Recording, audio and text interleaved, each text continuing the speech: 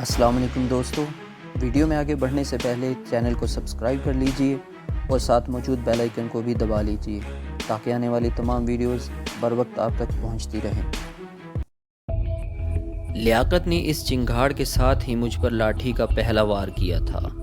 अगले 3-4 मिनट में मेरे और लियाकत के दरमियान ज़ोरदार लाठियाँ चली।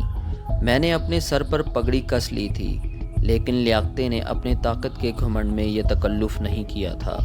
नतीजे में मेरे एक ज़ोरदार वार से उसका सर फट गया और खून चेहरे पर बह आया।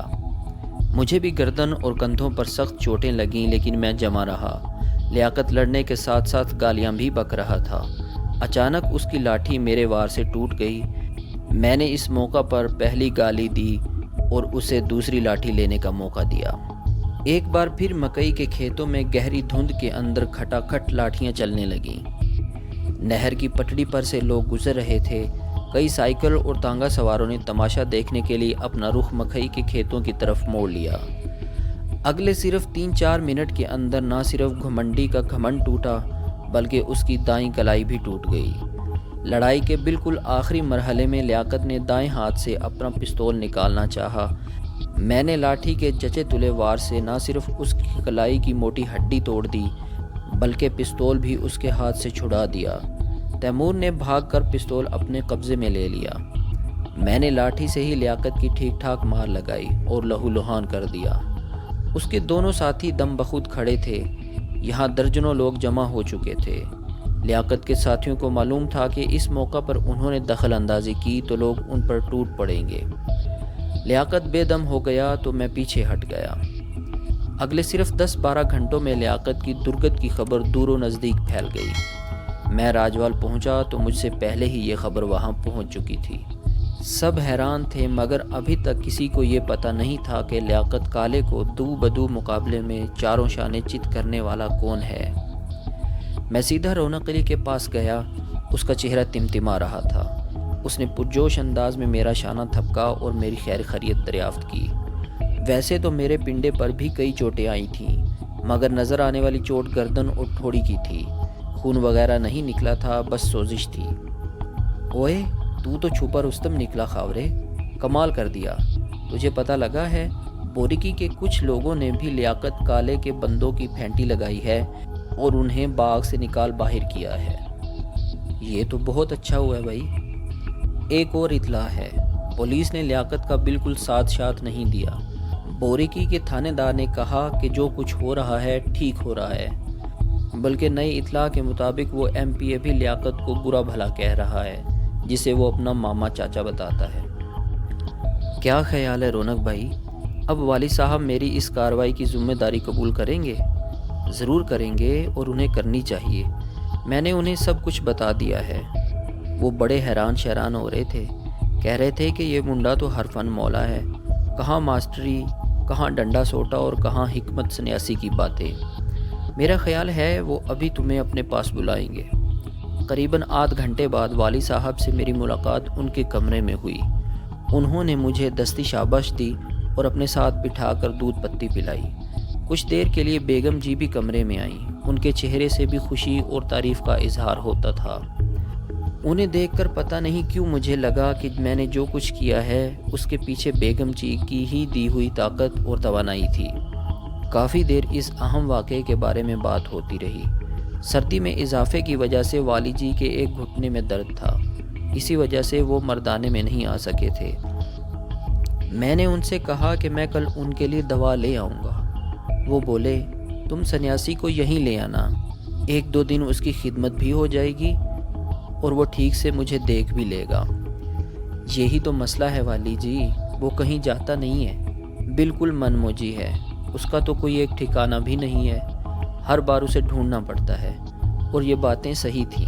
बाबा ईसा गले में झोला लटकाए इधर उधर भटकता रहता था। ज़रूरतमंद पूछ पाछ कर उस तक पहुंच जाते थे।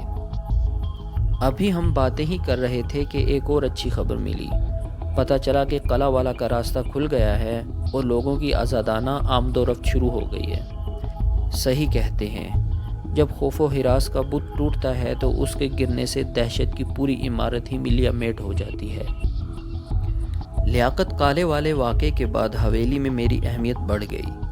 میری تنخواہ میں بھی اضافہ ہوا۔ اس کے علاوہ مجھے کبھی کبھی ان مشوروں میں بھی شریک کیا جانے لگا جن میں حویلی کے خاص لوگ شریک ہوتے تھے۔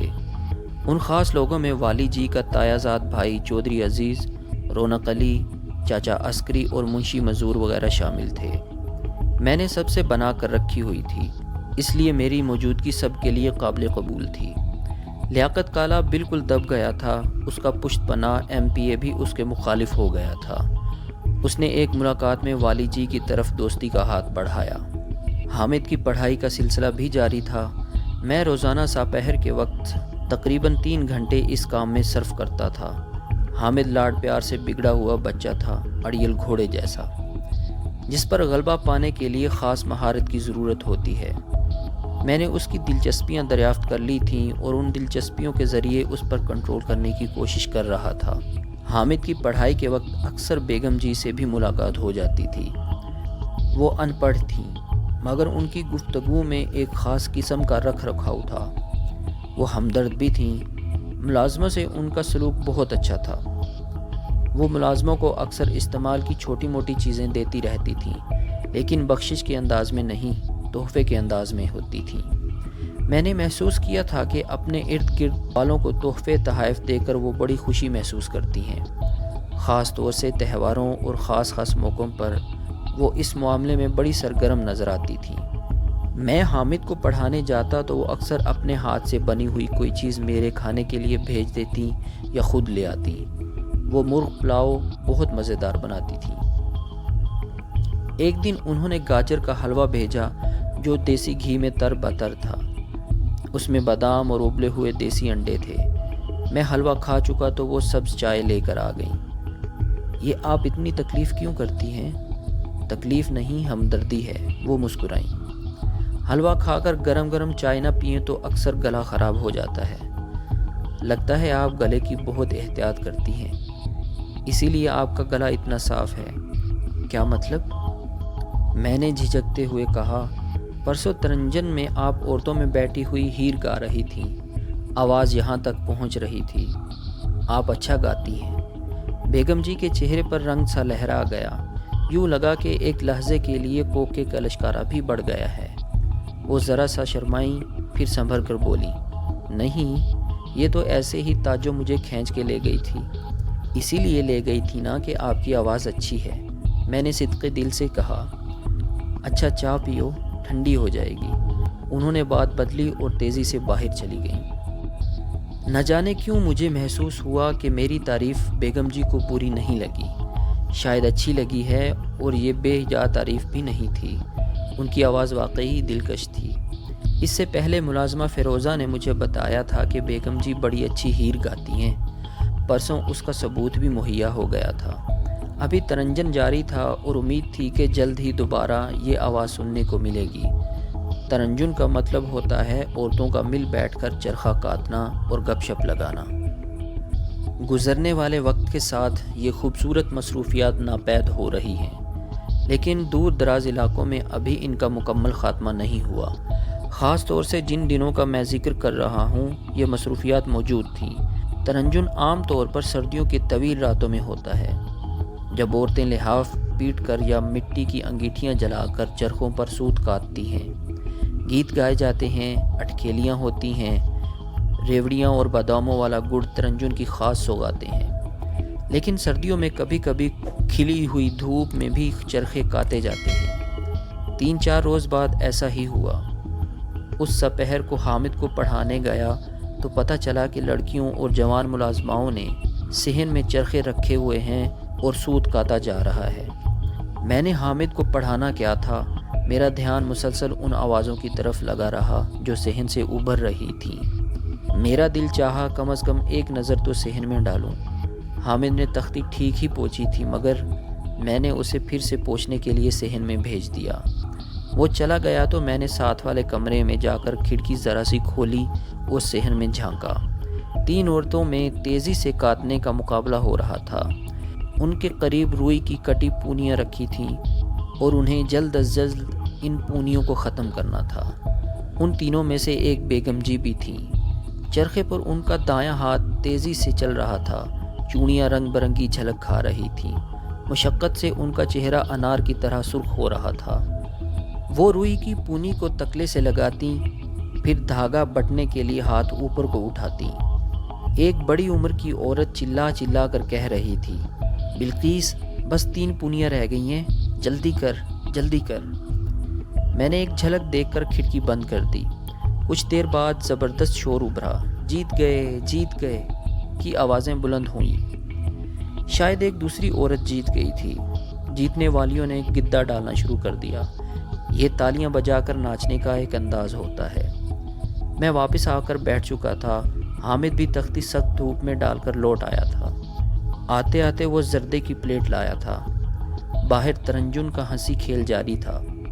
5-10 منٹ بعد میرے خون میں میٹھا میٹھا درد جاگ گیا۔ باہر بیگم جی ہیر گا رہی تھیں۔ مجھ تک بہت مدھم آواز ہی پہنچ رہی تھی، مگر جتنی پہنچ رہی تھی دل میں اتر رہی تھی۔ پتہ نہیں کیوں مجھے لگا جیسے بیگم جی مجھے سنانے کے لیے گا رہی ہیں، حالانکہ ایسا ہرگز نہیں تھا۔ پھر بھی دل خوش فہم یہی سوچ رہا تھا۔ اسی دوران میں کھنکھارنے کی آواز آئی اور والی جی ایک ملازم سمیت اندر آ گئے۔ میں نے کھڑے ہو کر سلام کیا۔ مؤدب ملازم نے جلدی سے رنگین پایوں والی کرسی والی جی کے قریب کر دی۔ وہ بیٹھ گئے۔ انہوں نے قیمتی گرم شال لپیٹ رکھی تھی۔ تلے والا خصہ چمک رہا تھا۔ وہ کچھ دیر تک اپنی جوان بیوی کے گانے کی مدھم آواز سنتے رہے، پھر آواز بند ہو گئی اور وہ میری طرف متوجہ ہو گئے۔ انہوں نے حامد کی پڑھائی وغیرہ کے بارے میں پوچھا، پھر بولے، پچھلے ہفتے پہرے دار ملازموں میں سے 7-8 بندے کام چھوڑ گئے ہیں۔ یہ ایک ہی پنڈ کے تھے، ان کی خالی جگہ پر کرنی ہے۔ اس کے علاوہ میں چاہتا ہوں کہ ڈیرے اور حویلی کے لیے کم از کم 3 درجن بندے اور بھرتی کیے جائیں۔ عسکری کہہ رہا تھا کہ 30-40 گھوڑے بھی اب بالکل تیار ہیں اور ان کو کام میں لایا جا سکتا ہے۔ میرے لیے کوئی حکم ہو تو بتائیں جی۔ تمہارے پنڈ سے کچھ جنے یعنی بندے نکل آئیں گے؟ کیوں نہیں جی، کچھ نہیں تو 7-8 منڈے تو اپنی برادری میں ہی ہوں گے۔ پنڈ سے بھی 10-15 کا انتظام ہو سکتا ہے۔ تو پھر ٹھیک ہے، یہ کام کرو تم۔ اگر کسی کے پاس اپنی رائفل اور لائسنس ہو تو یہ اور بھی چنگی بات ہے، اس کو زیادہ تنخواہ دیں گے۔ آپ بے فکر رہیں جی، بندوبست ہو جائے گا۔ لیکن میرا ایک مشورہ ہے، اگر آپ برا نہ مانیں تو۔ کہو۔ اس سے پہلے یہ کام چاچا عسکری کرتا تھا، بہتر ہے کہ ہم اب بھی اسے ہی اس کام میں آگے رکھیں۔ میرا مطلب ہے وہ کسی طرح محسوس نہ کرے۔ والی جی نے مجھے تعریفی نظروں سے دیکھا اور میرا مدعا سمجھتے ہوئے بولے، ٹھیک ہے، میں اس سے کہوں گا کہ وہ تم سے لڑکوں کی بھرتی کے بارے میں مشورہ کرے، پر یہ کام کرنا تم نے ہی ہے۔ ٹھیک ہے جی، میں پرسوں تک پنڈ چلا جاؤں گا۔ 1-2 دن مجھے وہاں رہنا پڑے گا۔ میرا خیال ہے کہ تم آج ہی چلے جاؤ، بدھ تک واپس آ جاؤ گے۔ بدھ کو مجھے کوسپور جانا ہے، ایک دوست کے پتر کی شادی ہے۔ میں چاہتا ہوں کہ تم بھی ساتھ ہی چلو۔ میں؟ ہاں، ذرا گھوم پھر آؤ گے، والی جی نے کہا۔ میری سمجھ میں یہی آیا کہ شاید والی جی مجھے محافظ کی حیثیت سے لے جانا چاہتے ہیں۔ لیاقت کالے والے واقعے کے بعد وہ مجھ پر خاصا اعتماد کرنے لگے تھے، اور میں یہ بھی دیکھ رہا تھا کہ والی جی کے ساتھ کوئی مسئلہ ہے، کوئی پریشانی جو آج کل انہیں گھیرے ہوئے ہے۔ ابھی تھوڑی دیر پہلے وہ لڑکوں کو بھرتی کرنے کی بات کر رہے تھے۔ وہ پچھلے قریباً آدھ گھنٹے سے میرے پاس بیٹھے تھے، اور میں ایک اور چیز نوٹ کر رہا تھا۔ اپنی گرم شال کے اندر والی جی کا بایاں ہاتھ بے حرکت تھا۔ شاید وہ کوئی چوٹ وغیرہ لگی تھی جسے وہ چھپا رہے تھے۔ والی جی کے ساتھ جانے والی بات سے میرے دل میں خود بدھ ہوئی۔ وہ شادی پر جانے کی بات کر رہے تھے، امید تھی کہ بیگم جی بھی ساتھ ہوں گی۔ اسی روز چاچے عسکری سے مشورہ ہوا۔ میں نے چاچے عسکری کو ساتھ لیا اور اپنے پنڈ چلا گیا۔ چاچا عسکری قریباً 48 سال کا تھا۔ 10-15 سال پہلے وہ یقیناً شاہزور ہوگا۔ اب بھی وہ 2-3 بندوں کو آسانی سے لمبا لٹا سکتا تھا۔ وہ اسلحہ شناس بھی تھا۔ گھوڑوں، عقابوں، کتوں کے بارے میں اس کی معلومات وسیع تھیں۔ اس کے ساتھ بڑا اچھا وقت گزرا۔ 2-3 دن میں ہم نے پنڈ سے 1 درجن بندے جاگیر کی ملازمت کے لیے چن لیے۔ ان میں میرا قریبی یار تیمور اور ایک چچیرا بھائی باگو بھی تھا۔ بہن اور بیبے میری ترقی دیکھ کر خوش تھیں۔ میری مالی حالت بھی اب کچھ بہتر تھی۔ میں نے عارفہ اور بیبے کو نئے کپڑے سلوانے کے لیے پیسے دیے اور گھر خرچے کے لیے بھی رقم دی۔ ہم نئی بھرتی کو لے کر راجوال واپس پہنچے تو والی جی کوسپور جانے کے لیے تیاری کر رہے تھے۔ وہ بھرتی کے سلسلے میں میری کارکردگی سے خوش ہوئے اور 500 روپے نقد انعام دیا۔ دوستو، آج تک کے لیے اتنا ہی۔ ملتے ہیں اگلی قسط میں، تب تک کے لیے اپنا خیال رکھیے۔ اللہ حافظ۔